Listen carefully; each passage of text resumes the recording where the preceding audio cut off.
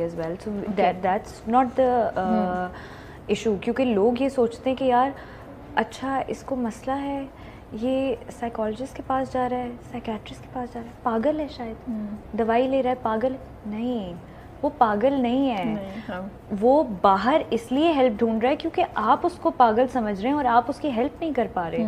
So you as a family, अगर आप उसके साथ खड़े हो, उसकी मुश्किल को समझ सको, तो उसे बाहर लोगों के पास या किसी डॉक्टर के साथ जाके अपने ही लिए बात नहीं करनी पड़े। सो आई थिंक इफ़ समथिंग, अल्लाह ना करे हो, लेकिन अगर कुछ ऐसा होता है तो सबसे बड़ी तो मेरी अम्मी काउंसलर मेरे घर में बैठी हुई है, बट अगर वहाँ पे काम नहीं हमारा बनता है तो of course we do not have any issue going to a counsellor, क्योंकि उसको बचा लेना। जैसे मैं थेरेपी के लिए गई थी तो मुझे इतनी सारी चीज़ें और इतना मेरा दिमाग उससे खुला, उसने मुझे इतनी सारी चीज़ें बताई जो आपको शायद कोई ऐसे ना बता सकता। वो इतने सारे दरवाजे आपके सामने खोल देता है।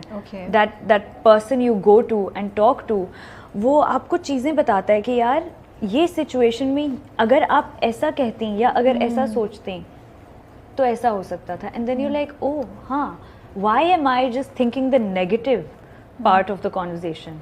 अगर मैं इस चीज़ को इस पॉजिटिविटी से लेके चलती तो ये अच्छा भी हो सकता था।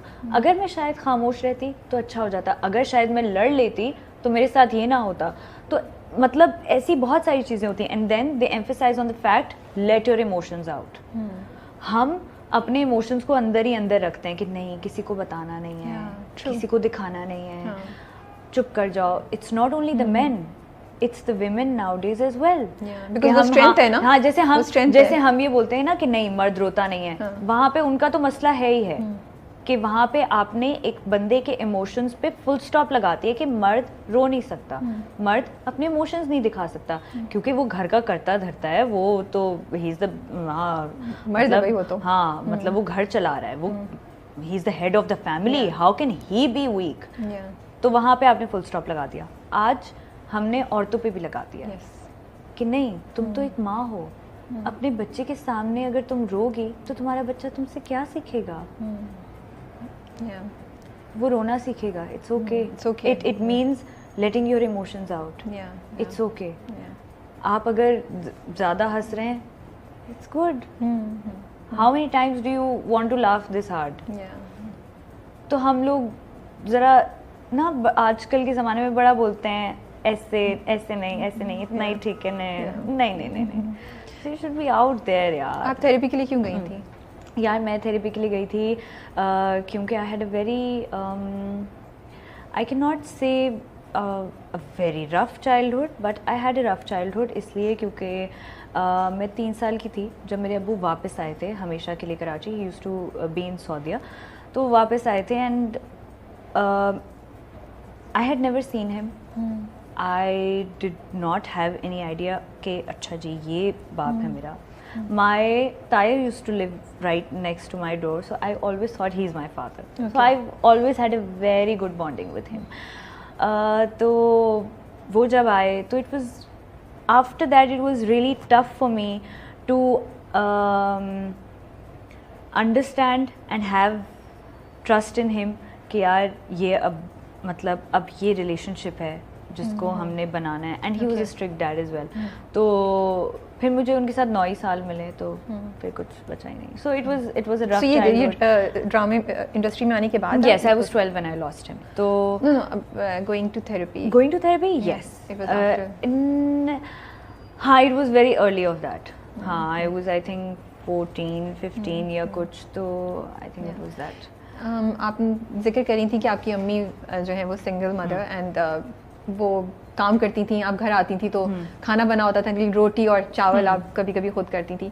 तो इकरा उस स्टेज पे क्या चैलेंजेस होते थे आपके? मतलब कुछ और शेयर करेंगी जो ताकि लोग जो सुन रहे हैं उनको भी इंस्पिरेशन मिल सके? बिकॉज मुझे बड़ी इंटरेस्टिंग लगी थी ये बात, कि बज़ाहिर कितना वो लगता है ना, glamour and everything looks so glamour, लेकिन एक स्ट्रगल है, एक ज़िंदगी है जो गुजारी हुई है। यार मैंने एक जैसे मुझे कभी भी अपने काम करने में बचपन से ही अम्मी भी बोलती हैं कि मैं बहुत ही ज़्यादा इंडिपेंडेंट थी। मतलब मैंने अपनी बड़ी बहन से पहले शो लेसेस बांधना सीख लिए, ब्रेड करना सीख लिए। I was very pin and proper बचपन से, हर चीज़ बिल्कुल पिच परफेक्ट होनी चाहिए, फर्स्ट बेंचर वाली बच्ची ना। तो मुझे कोई एतराज़ नहीं था अपने कभी खुद काम करने में, लेकिन जब सर पे पड़ती है तब ज़रा सा तो एक झटका लगता है कि अच्छा, पहले तो it was a choice, now it's a thing कि यार अब तो आपको ही करना है क्योंकि और कोई नहीं करके दे सकता। पहले तो थे लोग खड़े हुए कि हम करके दे सकते हैं आपको, बट यू वर लाइक नहीं यार, it's my choice, I am gonna do it on my own. तो वो एक झटका तो था, लेकिन वो फेज़ बहुत मेरे ख्याल से ज़रूरी होता है एक बंदे की लाइफ में, जो कि मैंने देखा। मतलब मैं सेंट जोसेफ्स में थी, तो वहाँ से एक्सप्रेस मार्केट के, एक्सप्रेस बोल रही हूँ, एम्प्रेस मार्केट के बस स्टॉप का, I think it was a 10 minute walk या 12 मिनट वॉक, प्रॉब्ली शायद इससे भी कम होगी, मैंने कभी टाइम नहीं किया।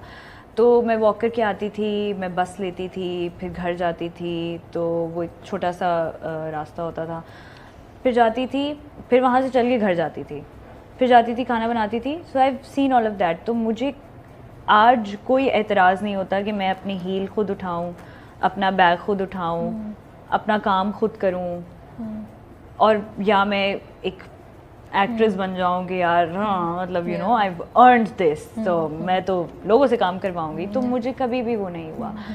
तो वो एक बहुत ज़रूरी होता है इंसान में उसको डाउन टू अर्थ रखने के लिए।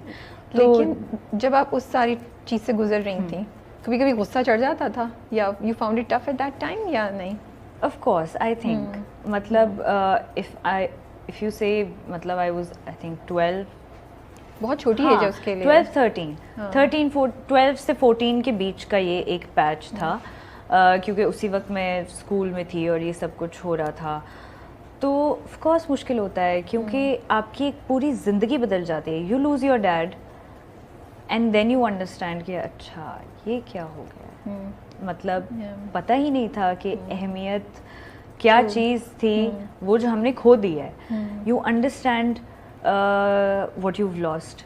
देन मैं अपनी अम्मी के बहुत करीब हूँ। अम्मी पूरा दिन घर पे नहीं होती थी, she used to go out and work.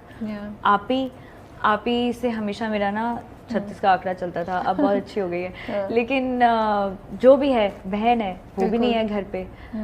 तो आपकी पूरी लाइफ इज़ लाइक घूम जाती है कि ये क्या हो गया है। So it is tough. It must have taken some time. हाँ, it was tough. How do you think कि being the daughter of a single mother कैसे शेप किया है आपको? बहुत ज़्यादा शेप किया है। मुझे लगता है कि अगर ये सब कुछ शायद ना होता तो मैं आज यहाँ नहीं होती, क्योंकि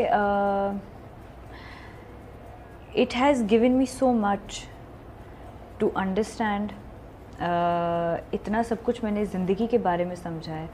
मेरी सोच ये है कि नहीं यार, मैं थोड़ा ठहर जाऊँगी, लेकिन मैं रन ऑफ द मिल वाला काम नहीं करूँगी। मैं अच्छा काम करूँगी ताकि लोगों को दिखे कि नहीं यार ये है। अगर शायद मैंने ये फेज़ ज़िंदगी का नहीं देखा हुआ होता तो मुझे इस चीज़ का एहसास नहीं होता कि नहीं यार, मैंने स्ट्रॉन्ग कैरेक्टर्स लोगों को दिखाने हैं कि ये भी होता है। This is also what a woman can do. तो मुझे लगता है it has given me so much as a daughter, as a woman, as a wife, as a mother. मतलब मैंने इतना कुछ सीखा है अपनी माँ से, जो कि मैं अब कबीर के साथ उसको कर रही होती हूँ और उसी तरीके से उस चीज़ को फेस कर रही होती हूँ।